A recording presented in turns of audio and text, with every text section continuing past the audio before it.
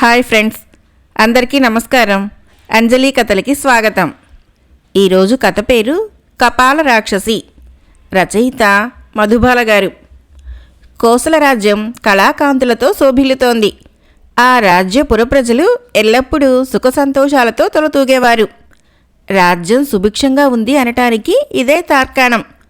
ఆ రాజ్య మహారాజు నందనుడు రాజ్యపాలనలో తనకు తానే సాటి అనిపించుకున్న దిట్ట. మహారాణి మల్లికాదేవి ఎప్పుడూ సంతోషంగా భర్తకు చేదోడు వాదోడుగా ఉండేది. వీరికి పుత్ర సంతానం లేదు. కోసల రాజ్య సమీపాన గురుకులం ఒకటి ఉండేది. దాన్ని శాంతన మహర్షుల వారు నడుపుతూ ఉండేవారు.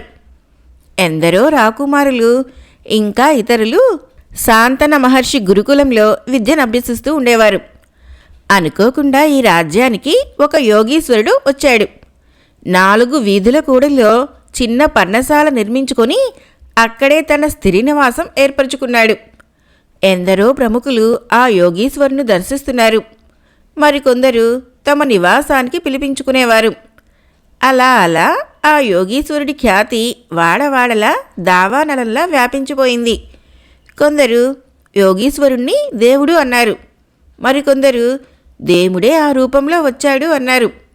మొత్తం మీద యోగీశ్వరుడంటే ఆ రాజ్యంలోని ప్రజలందరికీ మంచి నమ్మకం ఏర్పడింది.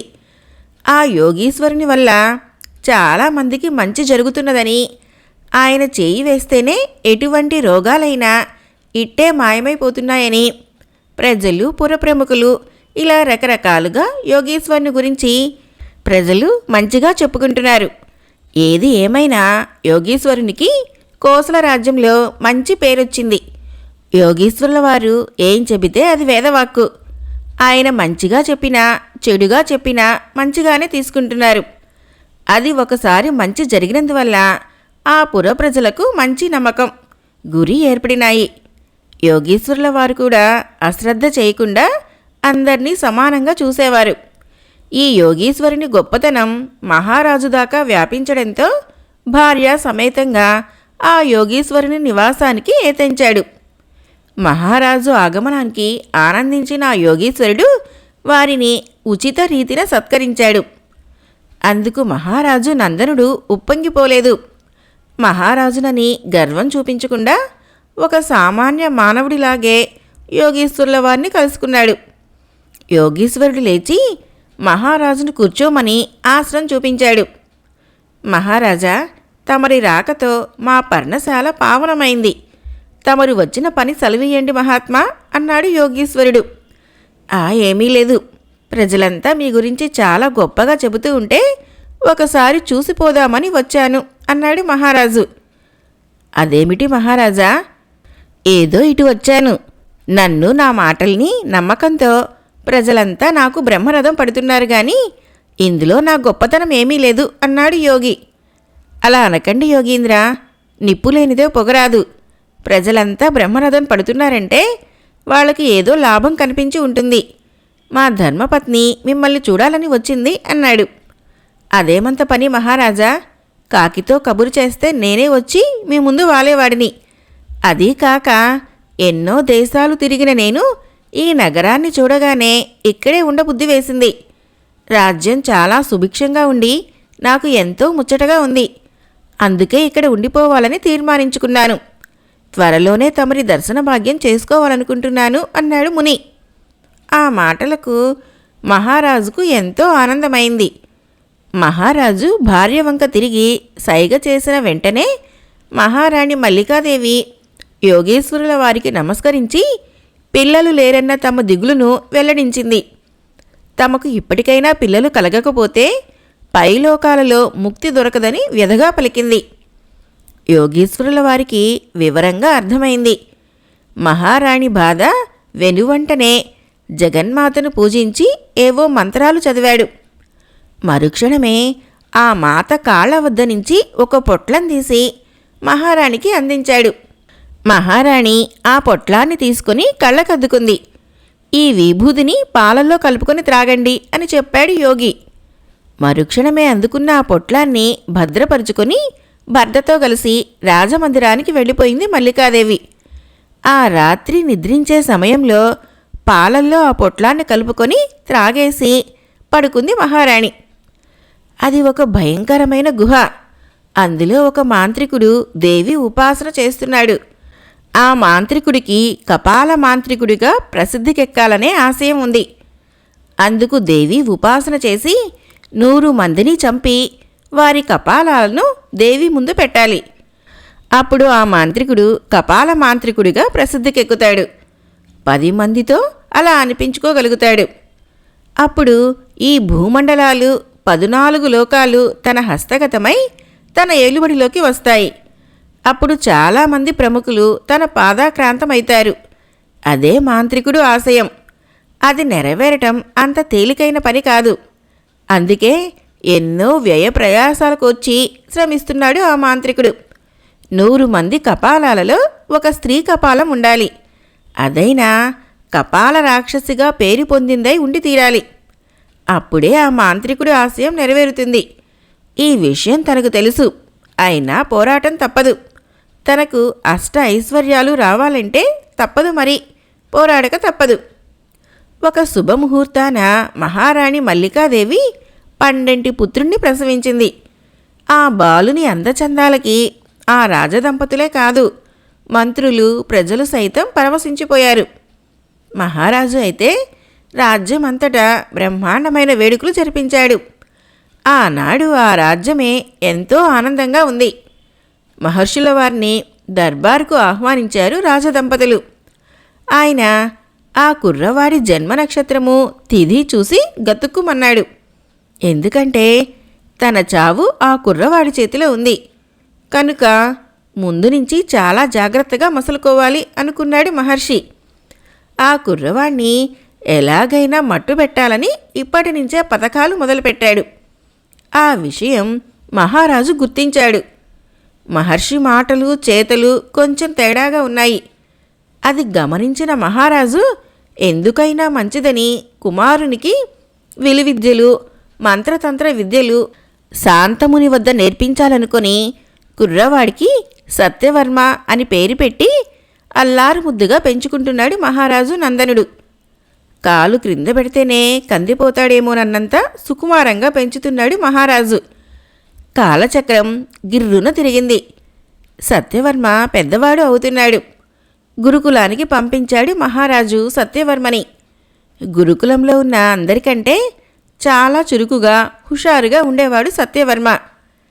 శాంతన మహర్షి సత్యవర్మకు ఎంతో శ్రద్ధగా విలువిద్యలు తంత్రమంత్ర విద్యలు నేర్పుతున్నాడు. మహామంత్రి విశ్వకేతుకి సత్యవర్మ అంటే ఎంతో ఇష్టం. కారణమేమిటంటే లేక లేక కలిగిన వరప్రసాదమని అతని భావన.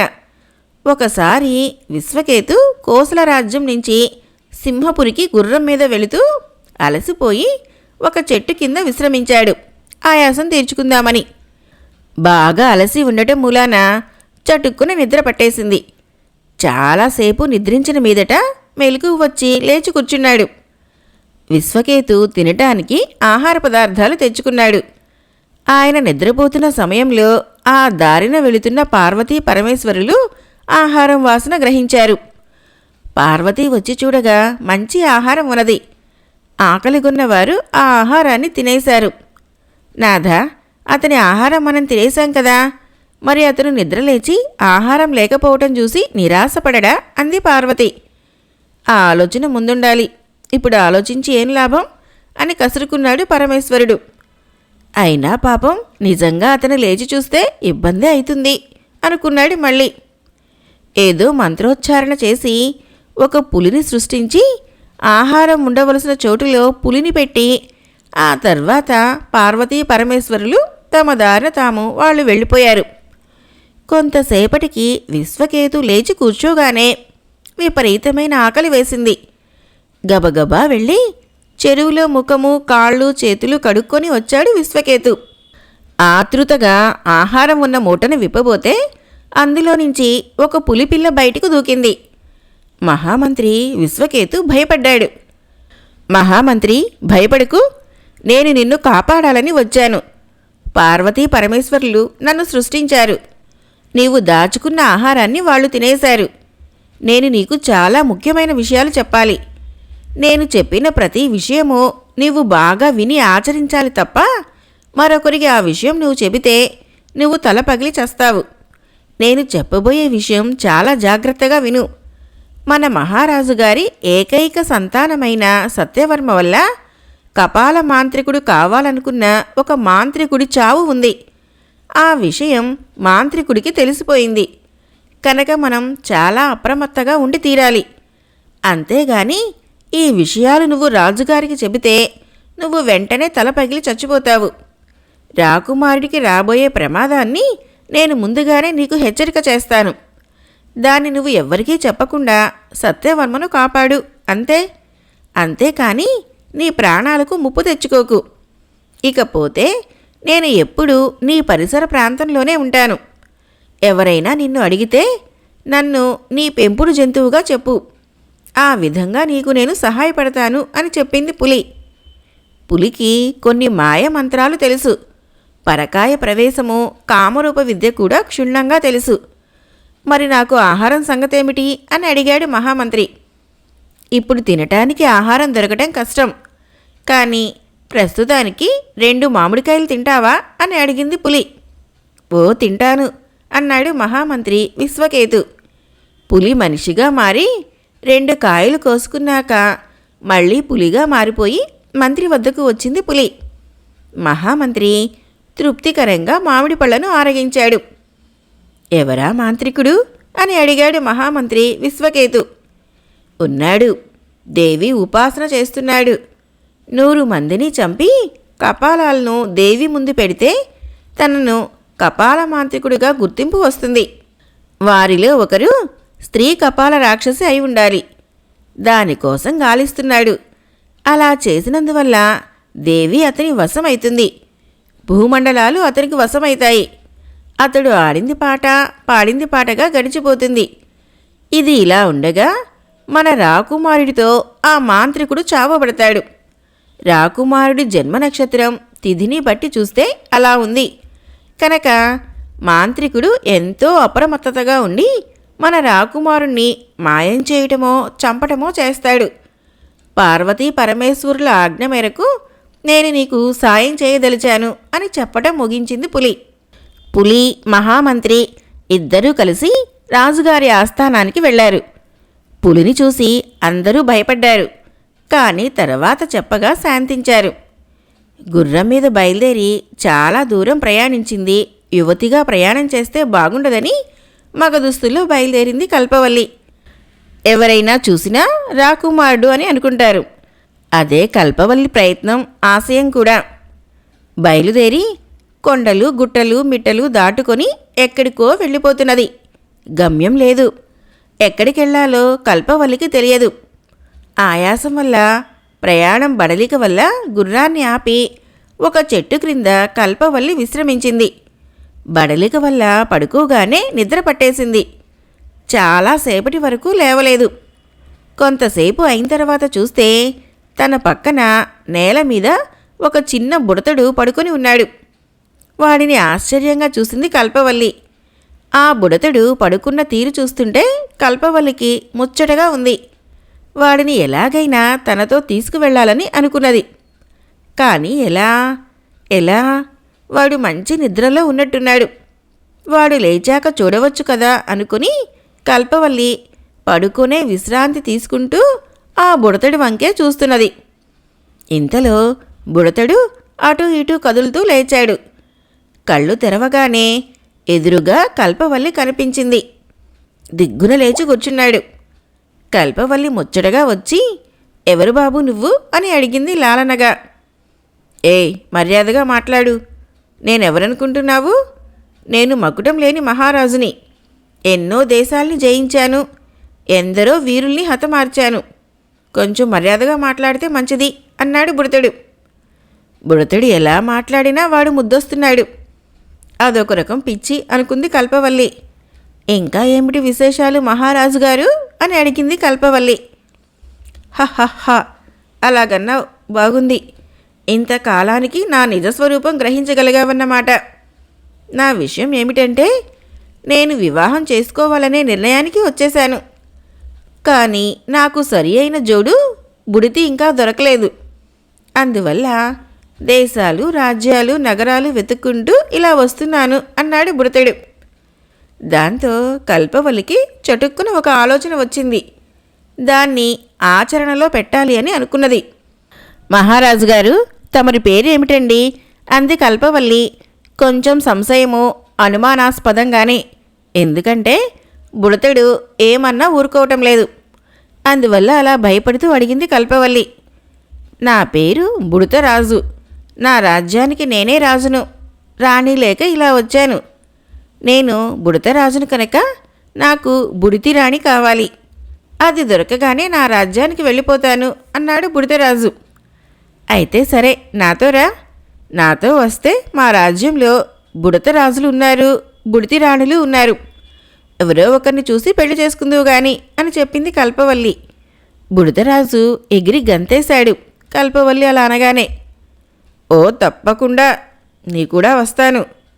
అయితే ఒక షరతు, నా వివాహం అయిన వెంటనే తిరిగి మా రాజ్యం వెళ్ళిపోతాను. అందుకు ఇష్టమేనా అని అడిగాడు బుడతరాజు. సరే, అలాగే చేద్దాం. కానీ నాదొక షరతు. నేను ఇప్పుడు మా రాజ్యం వెళ్ళటం లేదు. నేను మా రాజ్యం నుంచే దేశాటనకై బయలుదేరాను. దేశాటన పూర్తి చేసుకుని తిరిగి వెళ్ళిపోతాను. అప్పటి వరకు నాతోనే ఉంటావా, లేకపోతే ఇప్పుడే ఈ క్షణంలోనే వెళ్ళిపోతావా అని అడిగింది కల్పవల్లి. బుడతరాజు ఆలోచనలో పడ్డాడు. ఎందుకంటే వాళ్ళ రాజ్యంలో బుడితి ఉందని రాకుమారి చెబుతుంది కాబట్టి తను వెంటనే ఉండి తనకు దేశాటనలో సాయపడితే ఇంకా కృతజ్ఞత ఎక్కువ ఉంటుంది అని అనుకొని నేను మీతోనే ఉంటాను అన్నాడు బుడతరాజు. ఇద్దరం కలిసి ఎక్కడికి వెళ్దాం అని అడిగింది కల్పవల్లి. మీరెవరు, మీ పేరేమిటి అని అడిగాడు బుడతరాజు. నా పేరు కల్పవల్లి. నేను సింహపురి మహారాజైన విజయసింహుల వారి ఏకైక పుత్రికను. అందుకే నేను ఆడింది ఆట, పాడింది పాటగా సాగిపోతోంది. అందుకే అన్ని రకాల విద్యలు నేర్చుకుని దేశాటనకై బయలుదేరాను అంది కల్పవల్లి. బుడతరాజు గుర్రం మీద కూర్చొని ఉన్నా అస్సలు బరువే లేడు. ఎంతో తేలిగ్గా ఉంది. అసలు మనిషి గుర్రం మీద ఉన్నట్టే అనిపించలేదు రాకుమారి కల్పవల్లికి. అందుకే అలుపు సలుపు లేకుండా ప్రయాణం కొనసాగుతుంది. అలా ఎంత దూరం ప్రయాణం చేశారో వారికే తెలియలేదు. వారు అలా తిరిగి తిరిగి రాత్రయ్యేసరికి ఒక సత్రం చేరుకున్నారు. ఈ రాత్రికి ఇక్కడ బస చేసి రేపు ఉదయమే వెళ్దామనుకున్నారు. ఇద్దరూ కూడబలుకొని సరేనంటే సరే అనుకున్నారు. ఆ రాత్రి అక్కడ బస చేశారన్న మాటే కానీ ఎవరికీ నిద్ర రావటం లేదు. ఆ సత్రంలోనే ఇంకా కొందరు బాటసార్లు బస చేశారు. వాళ్లకు నిద్ర రాకపోయినా పడుకునే ఉన్నారు. బాటసార్లు పడుకునే మాట్లాడుకుంటున్నారు. అక్కడికి సమీపంలో కౌసంబీ నగరం ఉంది. దానికి మహారాజు ధనపాలుడు. ఆయన అంటే ప్రజలకు ఎనలేని అభిమానం. ప్రజలను కన్నబిడ్డల్లా చూసేవాడట ధనపాల మహారాజు. ఆయన గురించి బాటసార్లు మాట్లాడటం మొదలుపెట్టుకున్నారు.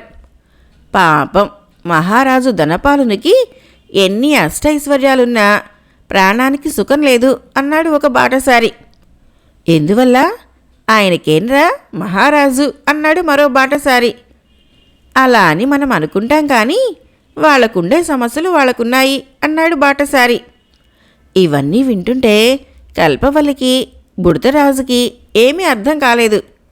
సరే, దానికోసం కాలం వృధా చేయటం ఇష్టం లేక తినబోతూ రుచులడగటం ఎందుకని ఆ రాత్రి ఆ సత్రంలోనే నిద్రపోయారు కల్పవల్లి బుడతరాజులు.